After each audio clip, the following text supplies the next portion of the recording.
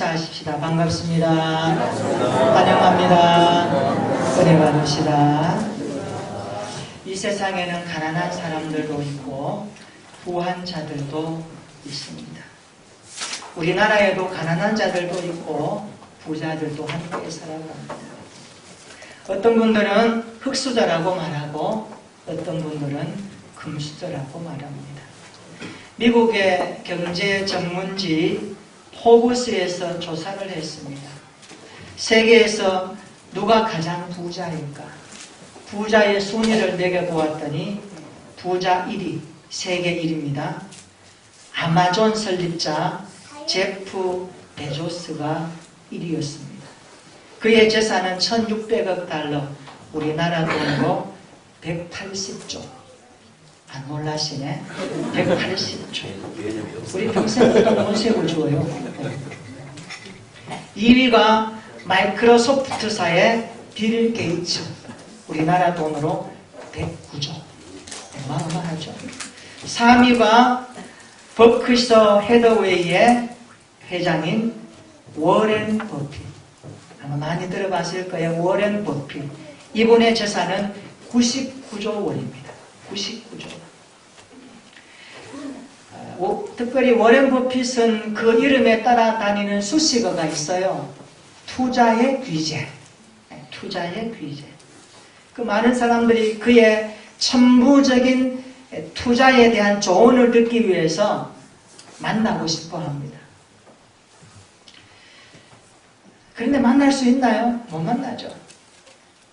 2012년도에 워렌 버핏과 식사하기 위해서 경매에 붙였습니다. 한 끼 식사하기 위해서 경매에 붙였더니만 수많은 사람들이 경매에 응시를 했습니다. 그런데 1위가 얼마에 낙찰되는지 아셔요? 346만 달러. 우리 돈으로 40억 원 정도 됩니다. 식사 한 끼에 40억 원을 내고서라도 워렌 버핏을 만나려고 하는 사람들이 줄을 서 있습니다. 그만큼 그의 탁월한 조언 한마디가 엄청난 것인지를 알고 있기 때문에 그렇습니다. 우리는 그를 만날 능력도 없습니다. 만나주지도 않습니다. 그렇죠? 또한 만난들 우리는 그의 조언대로 투자할 만한 재력이 안 됩니다. 못 만납니다.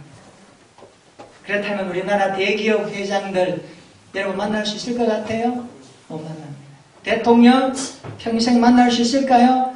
못 만납니다. 그런데 대기업 회장보다 대통령보다 만왕의 왕이신 하나님께서 우리와 만날 수 있는 핫라인을 하나 주셨습니다.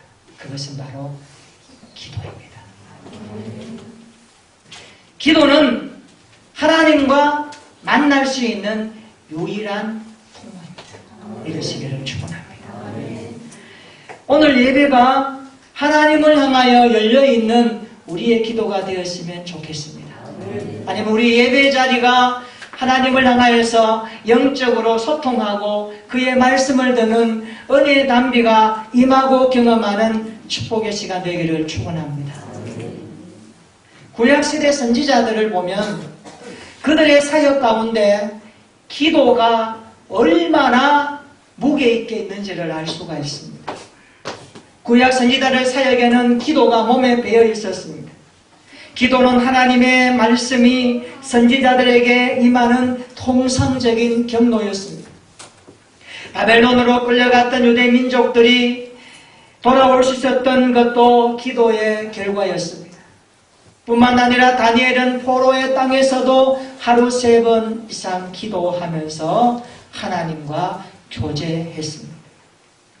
세월이 흘러서 예루살렘 성벽을 재건하게 되었을 때 느헤미야는 고비고비마다 며칠씩 기도하면서 그 성벽 재건의 임무를 완수하게 되었습니다. 그만큼 기도는 사역 가운데 능력이었고 힘이었던 것입니다. 신약에 보면 예수님께서 제자들에게 기도를 가르쳐 주셨고, 예수님은 기도로 백성을 가르쳤고 기도로 치유하셨습니다. 예수님은 내 집은 아버지의 기도하는 집이다 라고 말씀하시면서 거룩한 성전이 변질되고 타락했을 때에 호되게 책망하시면서 모든 것들을 쫓아내었습니다. 귀신 들린 자를 예수님께 데리고 왔을 때 그들이 고칠 수 없었습니다. 주님이 나타났습니다. 제자들이 말합니다. 주여 우리는 왜 안 됩니까? 할 때에 주님이 말씀하십니다. 기도 외에는 이런 유가 나갈 수 없다라고 말씀하신 것을 보면 기도는 그리스도인들 가운데 얼마나 중요한 자리를 차지하는지를 우리는 확인할 수 있는 것입니다. 주님은 시실 때때로 자주 뜨겁게 부르짖으며 기도했습니다. 우리 예수님은 새벽 미명에 일어나서 하루의 시작을 기도로 출발했습니다. 사도행전 1장 14절에 보면 주님이 승천하신 후에 제자들이 한 곳에 모여서 마음을 같이하여 오로지 기도에 힘썼다라고 말씀하고 있습니다. 그래서 성경은 우리 그리스도인들에게 하루, 아니 평생 기도가 삶의 구석구석에 스며들게 해야 한다라고 가르치고 있는 것입니다. 그래서 성경은 말합니다. 쉬지 말고 기도하라. 끊임없이 기도하라. 계속하여 기도하라. 오늘도 기도하고 내일도 기도하라. 내 생명 다하는 날까지 기도를 멈추지 말라고 말씀하십니다. 이 말씀을 믿으시기를 축원합니다. 시인 조지 허버트가 기도라는 시를 썼습니다. 그는 이렇게 표현합니다. 기도는 교회의 잔치다. 천사의 시대요. 인간을 처음으로 돌아가게 하는 하나님의 숨결이다. 기도는 쉽게 풀이된 심령에 임하는 하나님의 은혜고 순례에 낯선 마음이며 하늘과 땅을 재는 다림줄이다. 기도는 전능하신 분께 맞서는 병기요 죄인의 요술이다. 거꾸로 치는 천둥이요 그리스도의 옆구리를 찌르는 창이요 엿새가 내의 세상을 한 시간 안에 바꿔놓는 병아이다. 만물이 듣고 떠는 선율 같은 것이 기도이며 너그러움과 평화, 기쁨과 사랑 그리고 축복이 임하는 시간이다 라고 말합니다. 고귀한 만나 더없이 큰 환희가 기도요 일상에 깃든 하늘나라요 잘 차려입은 인물이 되는 것이며 은하수요 파라다이스의 새요 별들 너머로 들리는 교회의 종소리요 영혼의 피다라고 표현했습니다. 온갖 향료가 묻어나는 나라요 몇 가지 알려진 것이 기도다라고 기도의 비밀스러움을 그는 표현해내고 있습니다. 사랑하는 성도 여러분, 기도는 교회의 잔치가 됨을 믿으시기를 바랍니다. 기도하는 교회는 잔치집과 같은 것입니다. 기도하는 교회는 주님의 임재와 주님의 일하심을 뜨겁게 즐겁게 기쁨으로 경험하는 공동체가 될 줄로 믿습니다. 기도는 인간을 처음으로 돌아가게 하는 하나님의 숨결입니다. 우리는 이 땅에 태어나면서부터 숨을 쉬듯이 기도는 영혼의 호흡이요 그리스도인이라면 함께 숨쉬고 즐기고 노래하고 찬양하며 그 숨의 주인이신 여호와를 향하여 드리는 예배입니다. 그래서 기도는 우리 죄인들의 요새가 되는 것입니다. 죽을 수밖에 없는 죄인이 십자가 은혜로 죄를 면할 유일한 피난처라는 뜻이 바로 기도의 요새라고 말씀하는 것입니다. 사랑하는 성도 여러분, 오늘 다시 한번 우리의 기도의 자리를 살펴보면서 주님이 말씀하시는 기도하는 그리스도인들로 다시 한번 자리매김했으면 좋겠습니다. 오늘 예배를 드리면서 우리 교회 모든 성도들이 다시 기도의 자리로 나아갈 수 있기를 주님의 이름으로 축원합니다. 기도의 자리를 회복할 수 있기를 축원합니다.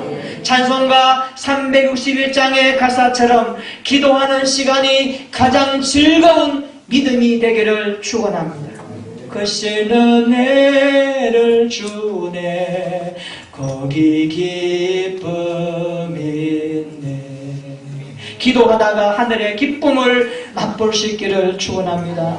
기도하다가 주님을 깊이 만나는 영적인 체험이 있기를 축원합니다. 그래서 기도가 우리의 일상이 되기를 주님의 이름으로 축원합니다. 히브리서 5장 7절에 주님의 기도를 우리에게 이렇게 소개하고 있습니다. 오늘 본문의 말씀 우리 소리 내어서 같이 한번 읽어보겠습니다. 히브리서 5장 7절입니다. 시작.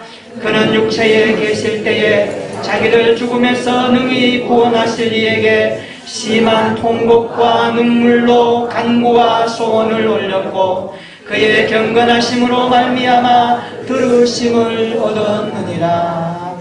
아멘. 이 말씀에서 우리는 예수님의 기도를 배워야 합니다. 사람의 기도가 아니라 우리의 구주 예수님은 어떻게 기도하셨는가, 그것을 배움으로 우리의 신앙생활에 기도가 반듯하게 성경적으로 하나님이 기뻐하시는 기도 생활로 성장하기를 축원합니다. 기도는 언제 해야 할까요? 기도는 언제 해야 될까요? 아플 때 해야 할까요?